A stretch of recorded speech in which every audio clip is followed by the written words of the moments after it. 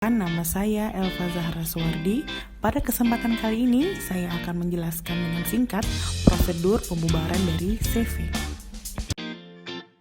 Pembubaran CV berdasarkan pasal 20 ayat 1 Peraturan Menteri Hukum dan Hak Asasi Manusia Nomor 17 Tahun 2018 tentang pendaftaran persekutuan komanditer, persekutuan firma, dan persekutuan perdata. Selanjutnya disebut Permenkumham 17/2018 bahwa permohonan pendaftaran pembubaran terhadap CV, firma, dan persekutuan perdata harus didaftarkan kepada Menteri Hukum dan Hak Asasi Manusia melalui sistem administrasi badan usaha atau yang disebut dengan SABU. Pembubaran CV menurut pasal 31 KUHD yaitu 1. Berakhirnya jangka waktu CV yang ditetapkan dalam anggaran dasar.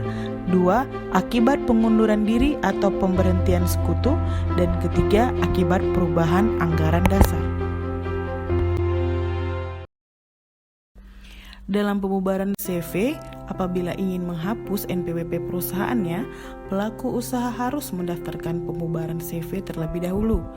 Sebelum pendaftaran, pemilik usaha harus menyertakan alasan pembubaran CV, antara lain berakhirnya jangka waktu perjanjian, musnahnya barang yang dipergunakan untuk tujuan CV, firma, dan persekutuan perdata, atau tujuan CV, firma, dan persekutuan perdata telah tercapai. 3. Karena kehendak para sekutu, dan keempat, alasan lain sesuai dengan ketentuan perundang-undangan. Setelah pemilik usaha memenuhi salah satu persyaratan tersebut, pelaku usaha dapat melakukan pendaftaran pembubaran CV. Pembubaran CV dilakukan dengan mengajukan permohonan pendaftaran pembubaran kepada Menteri melalui sistem administrasi badan usaha. Dokumen permohonan pembubaran yang harus dilengkapi: pertama, akta pembubaran, yaitu akta autentik yang dibuat di hadapan notaris dan diumumkan dalam tambahan berita negara. Kedua, putusan pengadilan yang menyatakan pembubaran, atau yang ketiga, dokumen lain yang menyatakan pembubaran. Ciri penting dalam perseroan komanditer atau CV terletak pada bentuk pertanggungjawaban pengurus atau model yang dimasukkan ke dalam perseroan baik oleh sekutu aktif maupun sekutu pasif. Pengurus atau sekutu aktif bertanggung jawab atas hutang perseroan terhadap pihak ketiga sampai dengan harta pribadi, sehingga apabila perseroan berhutang dan tidak memiliki kemampuan membayar hutang, maka pengurus bertanggung jawab dengan cara mengikutsertakan harta kekayaan pribadi yang dimiliki. Hal tersebut berbeda dengan sekutu pasif, sehingga pihak yang menyediakan sejumlah modal dan tanggung jawabnya kepada perseroan sebatas modal yang disediakan karena hanya sebagai pihak pelepas uang atau pemberi uang, yaitu orang yang mempercayakan uangnya untuk digunakan sebagai modal perseroan. Konsekuensi logis dari pembubaran perseroan adalah bentuk pertanggungjawaban atau pemberesan. Pemberesan meliputi segala keuntungan maupun kerugian yang telah diperoleh perseroan.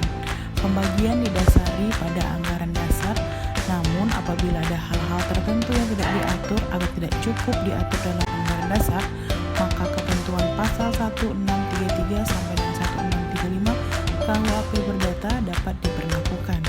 Pemberesan harta perseorangan telah selesai dilakukan dan ada sisa sejumlah uang, maka sisa uang tersebut dibagikan kepada semua sekutu menurut perbandingan pemasukan masing-masing. Jika setelah pemberesan terdapat kekurangan atau kerugian, maka pemberesan kerugian tersebut dilakukan menurut perbandingan pemasukan masing-masing, kecuali sekutu komanditer hanya bertanggung jawab sebatas pemasukan. Contoh kasus CV Maniak.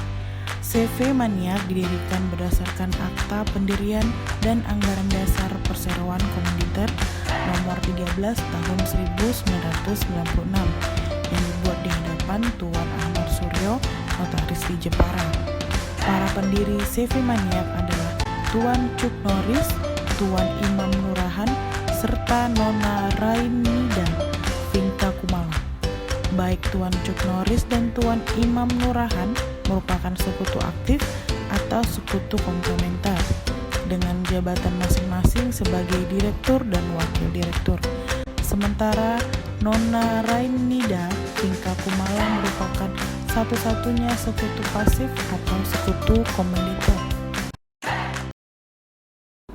Berdasarkan putusan Pilot nomor 03/Pilot/2004/PN Niaga Semarang, kasus sebagaimana tertuang dalam amar putusan Pilot tersebut berawal dari adanya perjanjian utang piutang antara para pemohon Pilot dengan Chuck Norris termohon Pilot 1 dan Ranidia Vinka Kumala termohon Pilot 2 sebagai istri yang memberi persetujuan kepada termohon 1 sekaligus merupakan bendahara CV Maniak.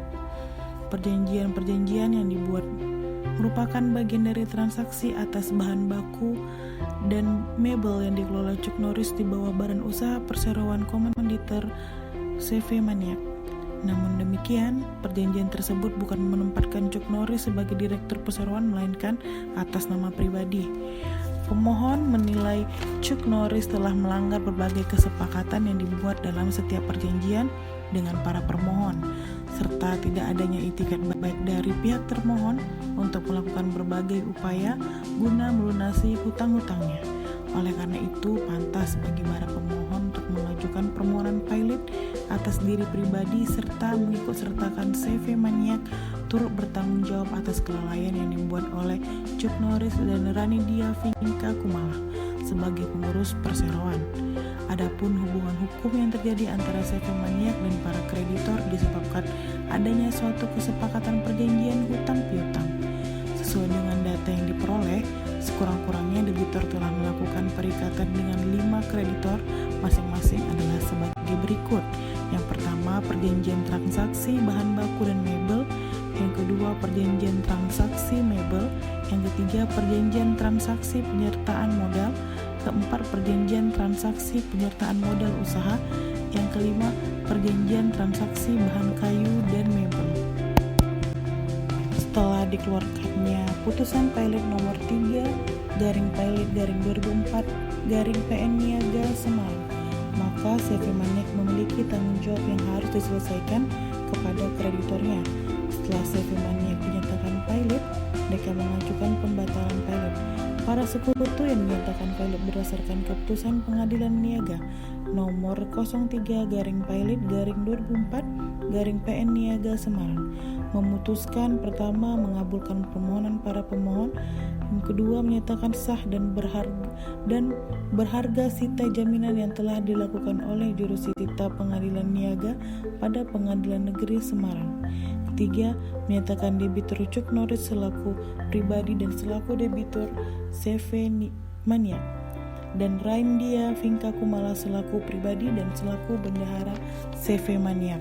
Yang keempat, mengangkat dan menunjuk Saudara Hajah Nirwana Esa, Hakim Pengadilan Negeri Semarang sebagai hakim pengawas. Yang kelima, mengangkat Balai Harta Peninggalan atau BHP Semarang sebagai kurator. Keenam, membebankan biaya perkara kepada pemohon sebesar 5 juta rupiah. Merujuk pada salinan putusan Pilot, dapat diketahui bahwa Pilot ditujukan kepada para sekutu selaku pribadi serta dalam kapasitas bertanggung jawab atas jabatannya masing-masing dalam perseroan, yaitu direktur dan bendahara. Jadi, Pilot tidak ditujukan kepada perseroan komoditor CV Maniak. Meski sempat mengajukan banding atas Pilot, pencabutan atas putusan pernyataan Pilot tidak menghapus beban hutang yang dibuat oleh debitur kepada kreditor. Namun debitur tetap wajib membayar hutang dari harta kekayaan yang dimiliki secara proporsional dan mengacu pada ketentuan KUHP Perdata. Kewenangan diperoleh kurator BHP untuk mengurus harta kekayaan debitur Pilot Chuck Norris dan Ranidia Vinka Kumala menjadi hapus pada saat pencabutan putusan pernyataan Pilot, dan kewenangan pengurusan harta kembali kepada Chuck Norris dan Ranidia Vinka Kumala. Demikianlah penjelasan singkat saya tentang prosedur pembubaran CV. Apabila ada kesalahan, saya mohon maaf. Akhir kata saya ucapkan terima kasih. Assalamualaikum warahmatullahi wabarakatuh.